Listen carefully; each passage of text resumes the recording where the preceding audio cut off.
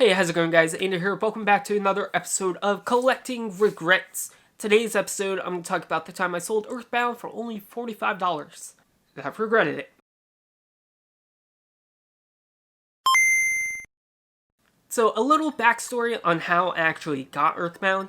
So, my sister, I think she was sharing a storage unit with somebody or something like that. They tried contacting that person, was like, hey, come get your stuff, I'm getting my stuff, I don't need this storage unit anymore.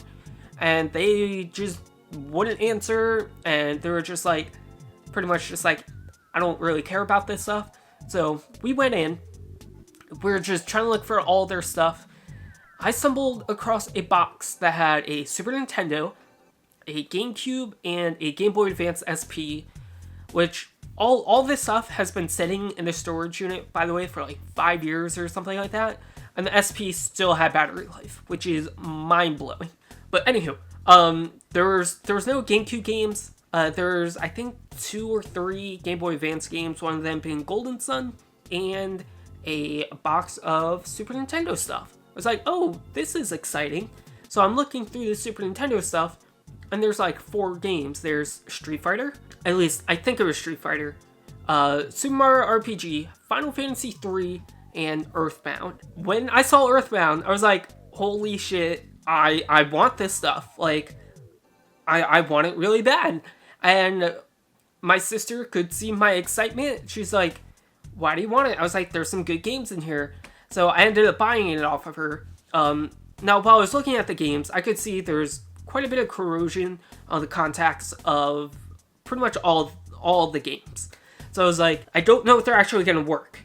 So she was like, 25 bucks, take them, I don't really care. So I was like, sweet. So I ended up bringing them home, cleaning them. I got Super Mario RPG to work. I got Final Fantasy 3 to work. Now it took me like 15 or 20 minutes each cart to get them clean and working properly. Then it came to Earthbound, which had a lot of corrosion. Like, you could physically see the corrosion built up onto the contacts. So I was like, I don't know if this is going to work, but I will do my best. So I cleaned it, got all the corrosion off, used some Brasso, which, by the way, I've never had an issue using Brasso, just throwing that out there. It wasn't the Brasso that killed the game. But when I was looking at the label, it looked like something maybe dripped on it or spilled on it. I'm not entirely sure. So I was like, so I opened it up. I didn't really see anything, but then again, at this time, this was like 4 or 5 years ago. Like, I knew nothing. So I was like, oh, everything looks fine. So I tried cleaning it again. It just wasn't working. And I was like, man, I don't know what to do. So I talked to one of my friends, and they were like, you can try refloating solder. I was like, I have no idea how to do that. Could you do it for me? They were like, well, I'm super busy. Like, I'm not going to have time to do that. So I was like, all right, no worries. Sat on it for like a couple months. And then I was like, there just came a time where I was like, I need money. Like, a personal situation happened. By personal situation, I mean my debit card information got stolen, and all my money, and I needed money for bills.